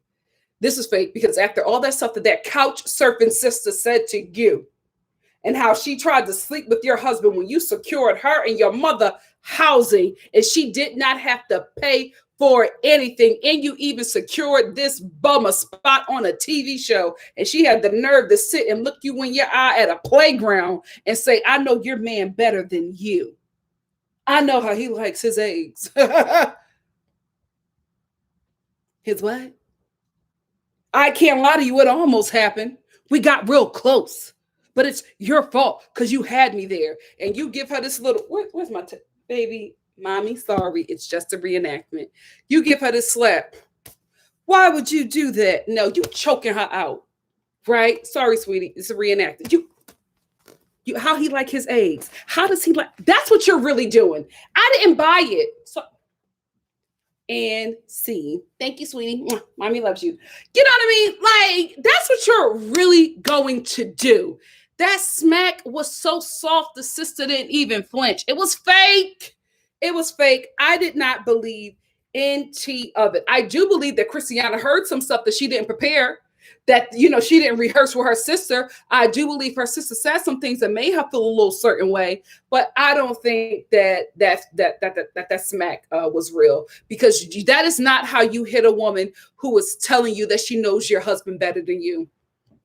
Listen, as a woman, you're already a little nuts as a girlfriend. As a wife, you're deadly. As a wife, you are deadly. Ain't nobody telling you about your man or your kids as a wife and a mama. It's not happening. It's not somebody gonna die. Somebody gonna die. And you just look at this woman, oh, how could you? Not real. Not real. I didn't believe it. I didn't believe it at all. It was so weak. A woman tells you that she knows how your husband likes his eggs. You smacking her to hell. And then you digging down to hell, pulling that heifer up and smacking her back again. How could you, Tara Bell? Didn't believe it. Anyway, so the next day, Christiana confronts John, and John is like, oh, I love you. I would never do that. Please, can we start over? And Christiana's just like, yeah, well, I forgave him because, you know, I'm paroled to his place. Seriously, what is she going to do? Where is Christiana going to go? With her mother, with no money. What is she going to do? So, of course, she forgave him. This is the best setup for her. Real talk, all Christiana has to do is what? Make sure nobody's breaking into John's fridge that got the chain on it. All she has to do is guard that fridge, the kitchen fridge, right, with the chain on it. And then the other fridge she has to guard is the bedroom fridge that he has in his room. And she also has to make sure that his VIP concession stand stays stocked with hot tamales and Funyuns. That's all she has to do. And he takes care of her and her mother. It's a sweet setup. It's a sweet setup because he ain't say nothing about her watching his kids. So she has a really sweet setup where she doesn't have to do a lot. Why would you give that up? So she's not going to let that go. So she forgave that man and they are still together. I will say this. Y'all told me she was pregnant. A few of y'all said that Christiana was pregnant. They didn't say any of that in the follow-up. So what's the tea? What's the tea? Are we going to find that out next season? Because my thing is, I don't think we're done with John and Christiana, right? These two are wacky enough for y'all to make something out of it. And, you know, we would all watch it. We would all watch it. Seriously, from the chain fridge alone, we still haven't gotten to why he has a chain, why he has that huge, truck train on his fridge. We haven't gotten to the bottom of that. So y'all can't wrap them up until we find out why he does that, until we find out why he has a bedroom fridge, a full-size kitchen bedroom fridge in his room. We don't know why he has this concession stand in his room. We don't know why. We don't know why he has those flashing lights in his room. We have to get that information before y'all wrap this couple up. So I wouldn't mind seeing them next season because I have to get those answers. I have to. Anyway, that's all I wanted to talk about in this episode. If you are just here for the review, beloveds, it ends right now. We're going to get into the chit chatter. Wow, what a season. What a season. The producers outdid themselves. They came to work. They came to work and they gave us a season worth watching, a season finale worth watching. And I cannot wait for the new season and also for the new season of Love at the Lockup and for the new season of Life After Lockup. I'm excited. I'm excited. I'm mad that we have to wait until June for a new season of Love After Lockup because that means we have to wait even longer for a new season of Life After Lockup. But it is what it is. I'm excited. I think they did a bang up job. What is it? It's March. It's only 2 months that we have to wait, but you know. I will say I wasn't too excited from looking at the trailer. I wasn't too excited because I feel like we're going to have one couple on the show that I think is going to be exploitive. Like all the other couples are, exploitive. It is what it is. But I feel like these people are of sound mind. There's one character on there that I won't say who yet, but from what I saw, I don't think he is, I think he's disabled. And so I don't really, I need to see more of him, but I'm just like, if we have a man on here that's mentally handicapped, I'm not going to be able to ride for this show. So we'll see. I'm calling it pretty early. We only got a little bit of him. He did seem a little off to me, not off, but he just seemed like he has assistance. So I need to see more before I make a call on that. But that's the only reason why I'm like not too excited, because I hope that this show didn't jump off the deep end and ruin it for themselves, because they're doing really well. They're doing really well. A great season, a really great season. Sly Cat said June will be all new couples. I'm not excited for them yet. We will see, because these couples that we've seen this season outdid themselves. They outdid themselves. We got a super chat from Callista Johnson. Callista said, I am glad John is done with Lacey, but his date's hair reminded me of when I tried to give my Barbie a present curl. Thanks for this review. Callista, thank you. Oh God, thank you. Y'all, that weave was matted. It was so matted. And I was just like, you all right? Because guys, y'all know the lashes were a little crooked. And she was like, oh, are you John? Oh my God, it's okay. No, don't talk about it. The past is in the past. You all right, sis? But they're still together and they're happy. So who knows? Basically, Brittany said, I still can't believe that Chevelle said she's broke now because of him. So she forgot about the 16 years she has to raise a child. The ghetto. She said, the hell with my ear. I want this demon peen. Me Not Me 2008 says, I miss Clint. Yeah, but Clint and Tracy went off the deep end. They had to get off the show. Oh, Graciela. Yeah, I saw Heather and the Cops. That was really sad to watch. We're talking about Heather from this season, right? Yeah, this season of Love After Lockup. She posted a video about the cops following her, and I guess she thought that Dylan put the cops up to following her. She did preface it with saying, preface it with saying that she was trying to get her meds and she was denied her meds. So I think she was having an episode. Does she have full custody of her children? Let me know if y'all know if she has full custody of her children, because that was very alarming. That was very alarming, very scary, and very sad to watch. I didn't watch the whole thing, but I was just very concerned for her. Violetta said, but I can't get me a man, so who am I to judge? Girl, these people stay booed up. Cake said, I would have pulled all them dreads out of Quaylon's head. Model Genius said, I wish Chevelle would dress the body that she has, not the body that she wants. What body does she want? What body is she trying to dress? The Undertaker's? Because what was this outfit? And guys, this all happened in the same day that she went looking for a wedding dress. So we have had two full episodes of content from one day. That's how Chevelle and Quaylon delivered this season. Ugh, pay them whatever they want. Yeah, that was a really sad video with Heather Crystal. Really, really sad. She really did. But I think she was having an episode because she was saying she couldn't get her meds. And it seems like in that moment, she needed it. And they would not, for some reason, I guess by how she was acting, they didn't feel comfortable giving it to her.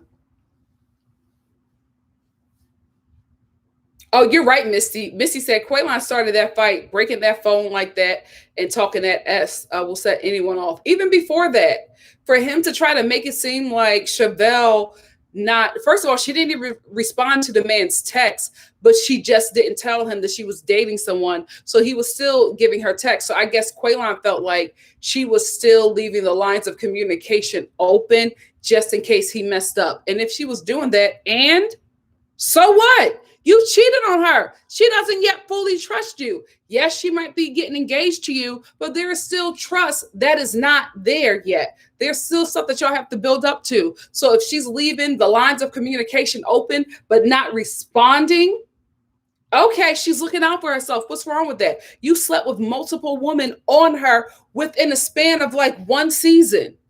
So of course she felt some way, but I think he was ready to get out of the relationship. So he was looking for something to blow up about, and he found it in that text message that he saw. He'd been trying to get out of that situation. Oh, she doesn't have custody, Crystal? Okay.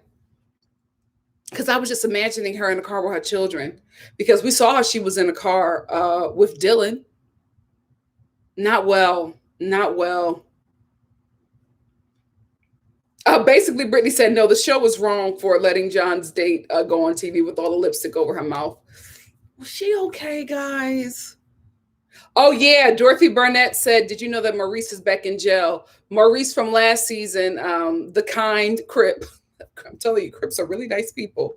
He's back in prison for possession. He had, I think he had a gun on him when the police found him. I don't know what he was doing, but he had a gun on him, so he's back in prison. I mean, what was his wife's name? I know her father is so disappointed. I know he is so disappointed. Man, you promised that man that you would do right, but we all know that you wouldn't. But I think a lot of us were hoping that you would do the right thing, but it is what it is. So they're probably going to be on next season. Yep. Oh, Nunya B, we saw all the back of that girl's head. Michael doesn't care. He loves a woman with an 8-out weave in the back. He loves that. That is his kink. From his wife to the woman he cheated on her with. Crystal said, did she buy this outfit for this scene? Girl, I don't know. I don't know who sent Chevelle that outfit was a mess. A whole mess. I mean, and this is the outfit, guys. It's still taking me out that this is the outfit that she wore to go wedding dress shopping. A bell-bottom catsuit with like shiny tight material. Chevelle, where would you go? Just God bless her. Yes, she did look like the Undertaker, and y'all laughing because y'all can see it. Because y'all know that's what the Undertaker wears. Just not with those colors.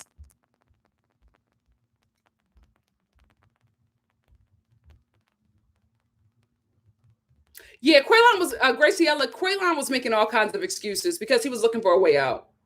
He was looking for a way out. Cutie M24 said, I can't handle, nor do I want another season of Michael and Sarah, unfortunately. I think they're going to return. Absolutely. They're going to give us a Michael and Sarah wedding. And did you see that video of Michael pimping himself out? No. What video of Michael pimping himself out? Cutie M24? Where is it? Is it on his Instagram? Oh, absolutely, Toby. Toby said a lot of men use engagement to string women along. Absolutely. New Mommy D said Quaylon used her for everything she had and peaced out. I think Quaylon knew the season was coming to an end, so he didn't have to fake being interested in her anymore. So I think, you know, he was just like, all right, this is wrapping up. Let me get out of here. Let me create a fight. Ladies, especially with Michael and Sarah, we saw it last season or the season before, where out of nowhere, him and Sarah were doing really good, and he just created a fight with her out of nowhere. And the only reason why he created a fight with her is so that he could leave and get away from her, because Megan had just landed. I think Megan had just like landed in like Rochester or somewhere, like where he was at, and he wanted the reason to go and be with her. So he picked a fight with Sarah, which is exactly what Quaylon is doing. Quaylon is just like, okay, well, the season is over. I don't have to be in a situation anymore. Let me go back home to my mama. So he picked a fight with Chevelle so that he could find a reason to leave, because there was no reason for him to get that upset about that man's text message. No reason. No reason.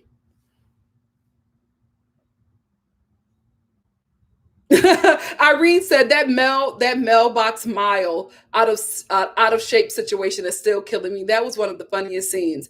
I was dying.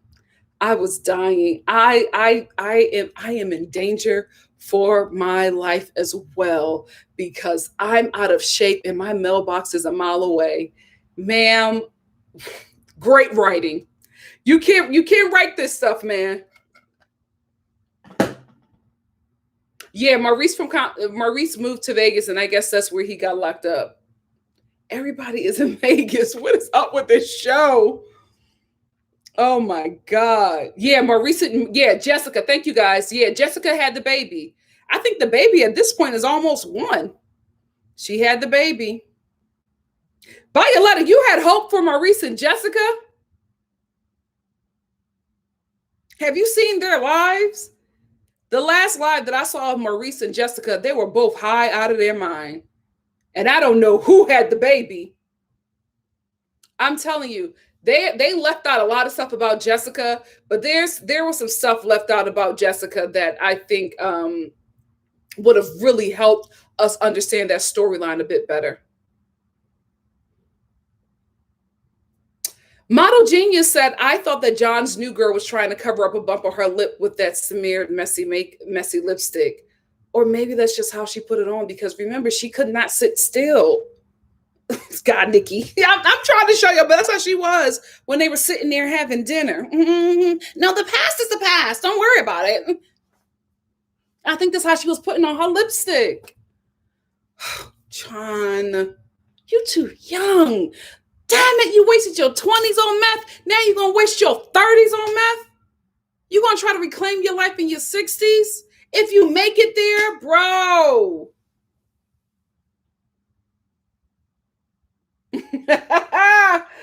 Oh, y'all think Lacey was still doing injections while pregnant? Y'all think so? I mean, her lips were big, but I just thought it was swollen due to pregnancy. Oh, God. Those lips were big, though. I had just, I was having a headache, and they were just like so huge. I was having a headache. I was like, is it the baby? Oh, gosh, she was getting injections while pregnant. Oh, Lord.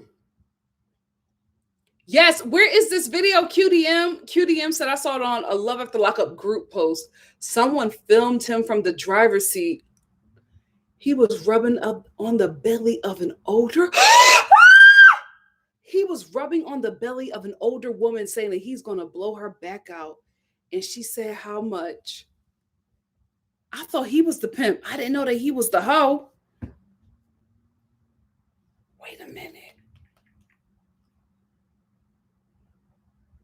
Oh my gosh.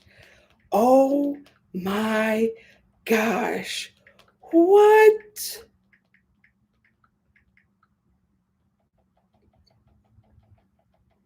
I thought that he was a pimp.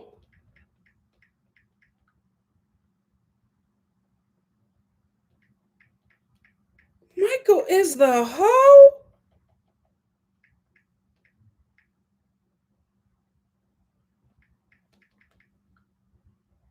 Is he an escort? Slide Cat, what's up? Slide Cat, child, cutie M that messed me up. Slide Cat, thank you for the super chat. Slide Cat said, I noticed that they told Chevelle that they couldn't let her put her hands on Quaylon, but let Destiny repeatedly beat up Sean. Thank you for the super chat, Slide Cat. Let me tell you why they told Destiny she couldn't put her hands on Quaylon, because and Destiny could put her hands, or they let Destiny put her hands on Sean, because Quaylon was going to hit Chevelle back. Sean was never going to hit Destiny. Quaylon was going to hit her back, and they needed to protect their best talent. So they got Chevelle away from him, and they moved Quaylon away from her, because those two are the top talent on this show at this point. So they don't want to lose that. But they knew that if she hit him enough, he was going to hit back. But Sean wasn't. So they let her do it. That's the only reason why.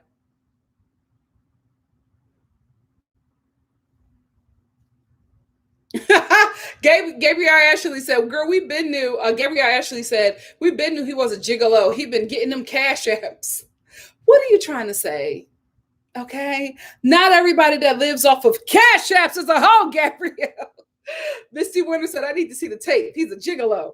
Oh my gosh. Wait a minute.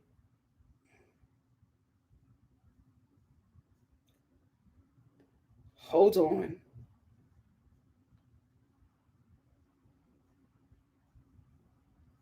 Is this Michael?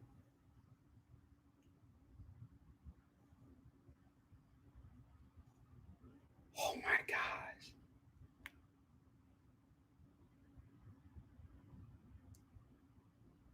Hold on. I'm sneaky paid. Okay, I said my son. Oh, come here, I got you. My son, he won. I just had. I know. Hold on. I know. I do. That's the thing. Okay, well, let me see. Okay. Man, you got to pay for this. I'm sneaky paid. Okay, I said my son. Oh, come here, I got you. My son, he won. I just had that. How much money? For what? You want to see this motherfucker? I told you. You want to fuck? Me hunting around. I'll beat your back out right now. You. Mike, listen. Let me see. Oh, bitch. Girl, I know you.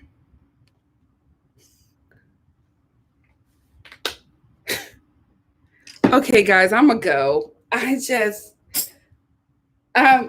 gotta put my phone in holy water. What the hell is going on? What was that? What was that? I am so stressed. I don't know who was the prostitute or who was high. Yeah, I'm going to put my phone in my Bible tonight. I got to get this garbage off of my phone. The devil is a liar. I don't know what the hell that was, but I rebuke it in the mighty, in the matchless name of Jesus. I am disgusted. What the hell was that? Sarah, you keep on having sex with him. Girl. What was that? Oh,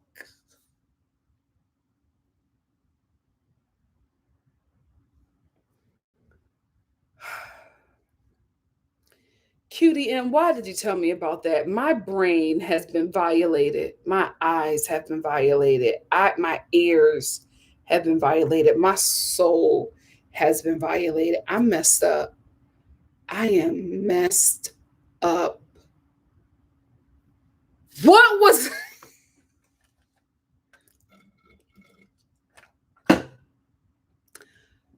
I hope it was a joke. I hope it was Yep. Calista said, this is the dude that got Sarah twisted. How? He said, I will tear your back out right now.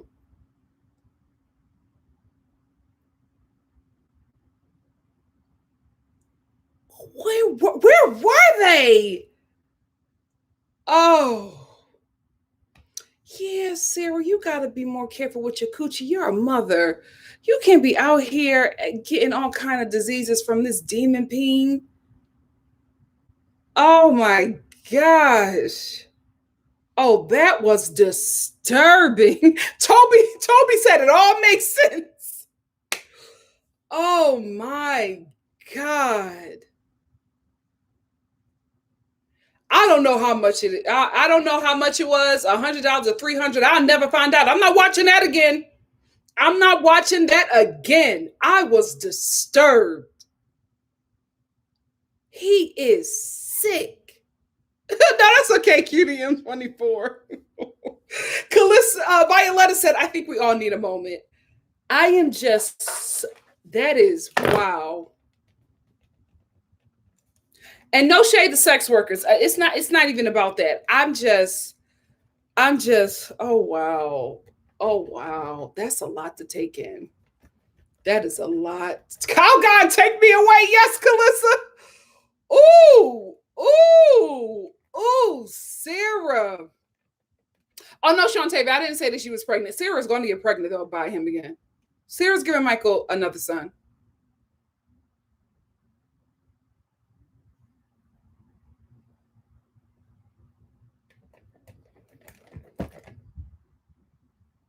Girl, my lights were shaking, and I was like, "Oh God, is it happening?"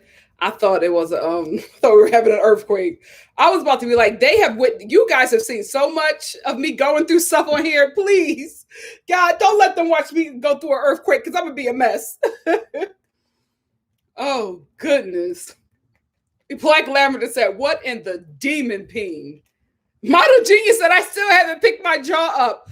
None of us knew what we were going to see. None of us knew that. And I'm so glad it wasn't like, anything wilder than that. Cause I hadn't even seen the video and I just showed y'all the video. I should have watched it first. I'll do better. I'll do better. That's so sad. Megan, that's the demon peen that you wanted to first experience. Ugh. Ugh. Oh, somebody asked if she was pregnant. Oh, okay. Ooh, child. But Sarah, Sarah can't see that Malcolm is a good man. Emmy can. And you know what? Why should Emmy not experience the goodness of Malcolm if Sarah can't appreciate him? Why not? She knows he's a good man. Why can't she have a good man? Sarah don't want him. Child. Sarah, that should be enough for you. Catherine, I can't do that to you. I cannot do that to you. All I will say is that it's on Reddit. That's it. That's it. Yeah, Malcolm seems like a really good guy. She seems like a really good guy. I don't know why Sarah will walk away from that. Shanae W said, anyone notice that Chevelle told the cops and the producer that she was going home? Oh yeah, I knew she didn't live in that house after they filmed at that apartment building. Yeah, I heard that too. Thank you for saying that, Shanae. I heard that too. Emmy is dating someone. I was just, fan casting her with Malcolm, but she did say that she had a man. She didn't say that it was Malcolm. Love of the Lockup producers. Do what you need to do.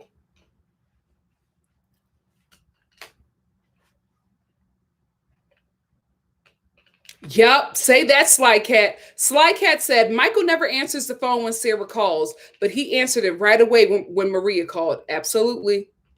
Absolutely. Absolutely. Irene, I'm sorry.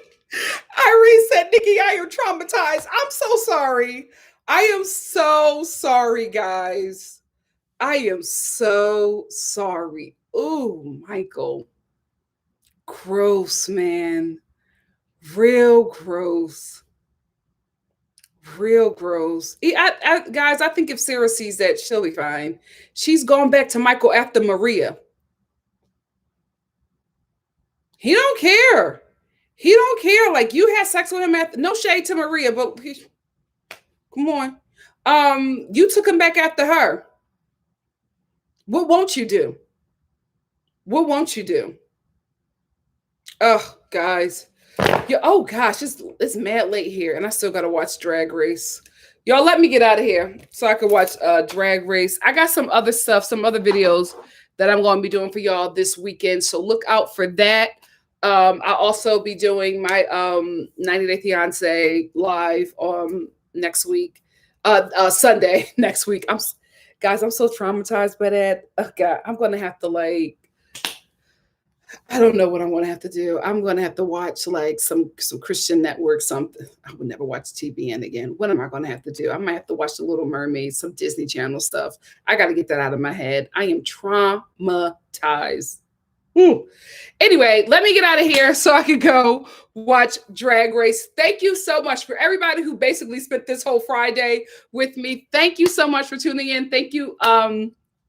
Thank all of you guys for not only joining me late here on the West Coast, right after Love After Lockup, but for just staying up with me, because I know it's really late for some of you guys who are on the East Coast, and I totally appreciate you taking your time out to spend here with me at NikkiStar TV. I'm sorry for those that I traumatized with that video. I should have watched it first. I apologize. If you like what you see here, please like, comment, subscribe, and share. When you go out of the room, please go out, making sure you give your girl a like, and I will see you quite possibly tomorrow for some other videos. If not tomorrow, definitely Sunday for 90 Day Fiance. Love you guys so much. Truly mean it from the bottom of my heart. We've had a great, eventful Friday. We really, really have. Love y'all. See you soon. Bye. Mwah. Oh, God. That video, that was a lot. That was a lot. That's a lot. Yeah, we did bond through trauma. Love you, Coos Girlie. Bye, basically, Brittany. See you, family. Mwah. Whew. Oh, Lord.